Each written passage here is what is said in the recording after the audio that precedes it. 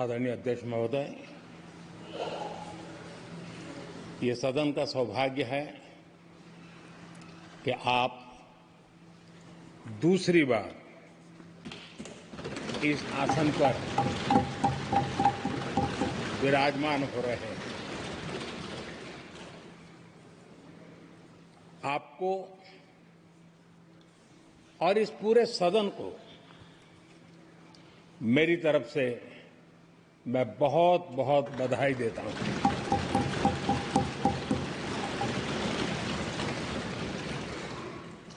आदरणीय अध्यक्ष जी, मेरी तरफ से आपको शुभकामनाएं हैं, लेकिन इस पूरे सदन की तरफ से भी आपको अनेक अनेक शुभकामनाएं। अमृत काल के इस महत्वपूर्ण कालखंड में दूसरी बार इस पद पर विराजमान होना बहुत बड़ा दायित्व आपको मिला है और आपका 5 वर्ष का अनुभव और आपके साथ हम लोगों का 5 साल का अनुभव, हम सबका विश्वास है कि आप आने वाले 5 साल हम सबका मार्गदर्शन भी करेंगे और देश की आशा अपेक्षाएं पूर्ण करने के लिए ये सदन अपना दायित्व निभाने में आपकी बहुत बड़ी भूमिका रहेगी। आदरणीय अध्यक्ष जी, हमारे शास्त्रों में कहा गया है कि विनम्र और व्यवहार कुशल व्यक्ति सफल सहज रूप से होता है और आपको तो उसके साथ साथ एक मीठी मीठी मुस्कान भी मिली हुई है। आपके चेहरे को ये मीठी मीठी मुस्कान पूरे सदन को भी प्रसन्न रखती है। मुझे विश्वास है आप हर कदम पर नए प्रतिमान, नए कीर्तिमान गढ़ते आए हैं। 18वीं लोकसभा में स्पीकर का कार्यभार दूसरी बार संभालना ये अपने आप में एक बड़ा नया रिकॉर्ड बनते हम देख रहे हैं। श्री बलराम जाखड़ जी वो पहले ऐसे अध्यक्ष थे जिन्होंने 5 साल कार्यकाल पूरा करके फिर दोबारा उनको स्पीकर बनने का अवसर मिला था। उसके बाद आप हैं जिन्हें 5 साल पूर्ण करने के बाद दोबारा इस पद पर आसीन होने का अवसर मिला। गत 20 साल का एक ऐसा कालखंड रहा है कि ज्यादातर स्पीकर या तो उसके बाद चुनाव नहीं लड़े हैं या तो जीत करके नहीं आए हैं। आप समझ सकते हैं कि स्पीकर का काम कितना कठिन है कि उसके लिए दोबारा जीतना मुश्किल हो जाता है, लेकिन आप जीत करके आए हैं, इसके लिए एक नया इतिहास आपने गढ़ा।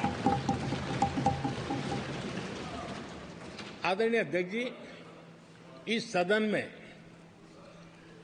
ज्यादातर हमारे सभी माननीय सांसद आपसे परिचित हैं, आपके जीवन से भी परिचित है और पिछली बार मैंने इस सदन में आपके संबंध में काफी कुछ बातें रखी भी थी और मैं आज उसको दोहराना नहीं चाहता हूं, लेकिन मैं एक सांसद के रूप में और हम सभी सांसद के रूप में आप जिस प्रकार से एक सांसद के नाते काम करते हैं, ये भी जानने योग्य है और बहुत कुछ सीखने योग्य है। मुझे विश्वास है कि आपकी कार्यशैली एज ए सांसद भी हमारे जो फर्स्ट टाइमर सांसद हैं, हमारे युवा सांसद हैं, उनको जरूर प्रेरणा देगी।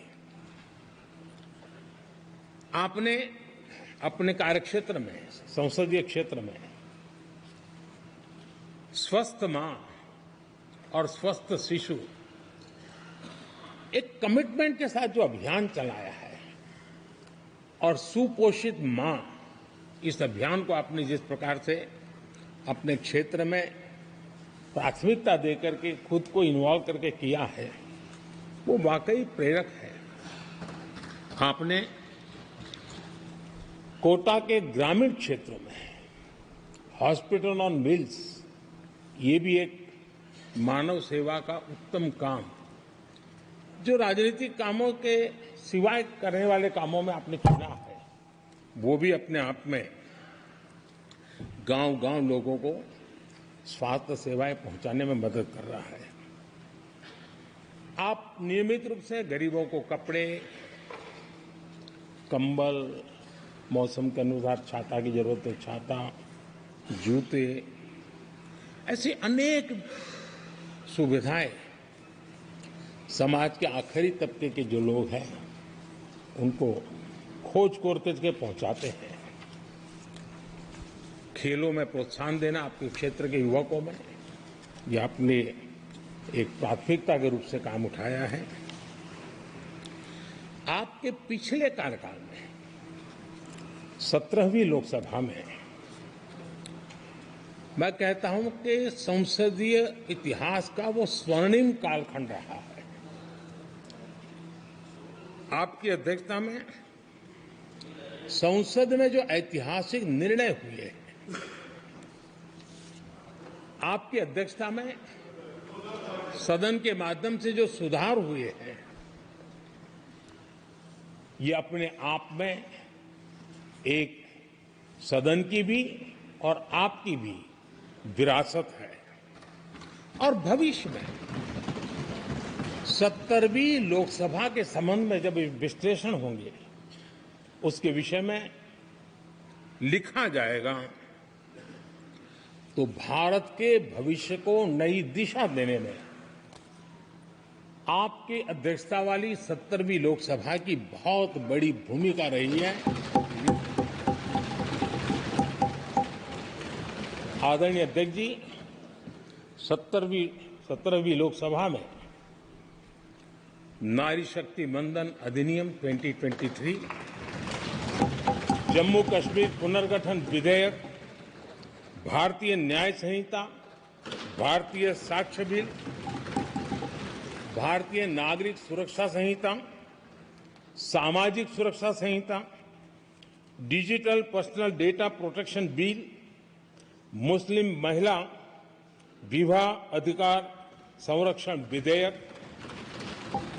Transgender persons protection of rights bill, consumer protection bill, direct tax विवाद से विश्वास विधेयक, सामाजिक, आर्थिक और राष्ट्रीय महत्व के ऐसे कितने ही महत्वपूर्ण ऐतिहासिक कानून 17वीं लोकसभा में आपकी अध्यक्षता के अंदर इस सदन ने पारित किए हैं और देश के लिए एक मजबूत नींव बनाई है।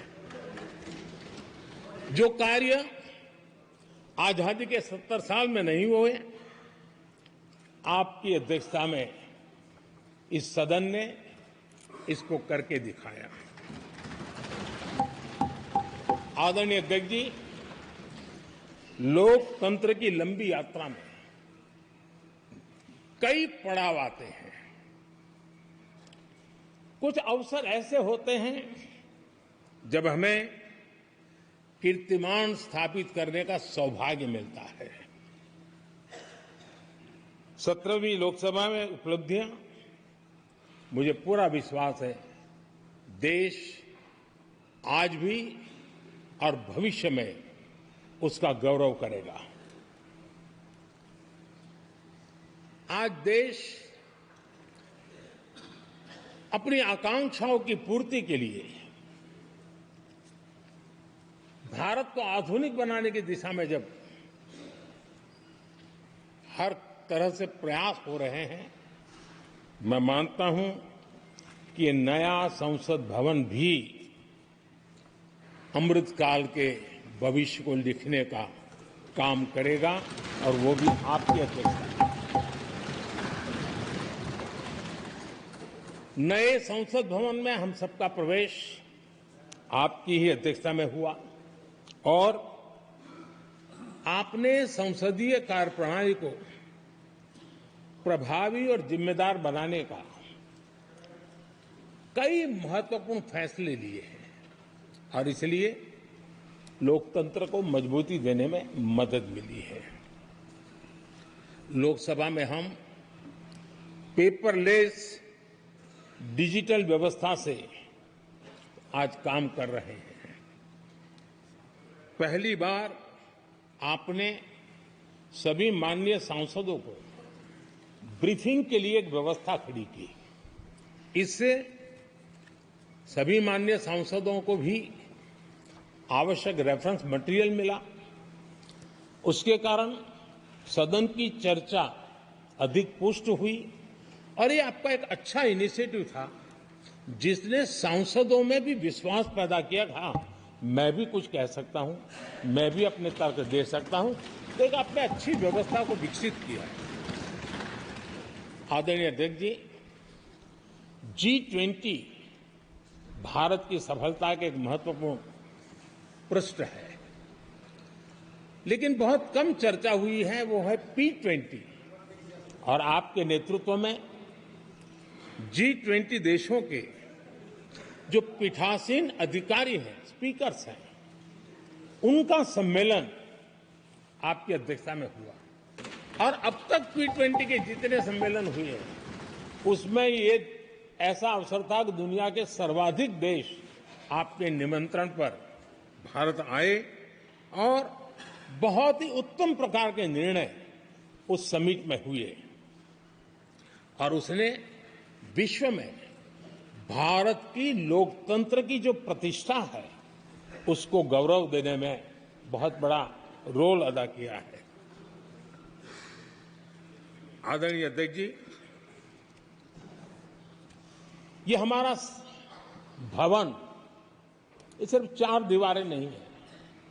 हमारा ये संसद 140 करोड़ देशवासियों की आशा का केंद्र है।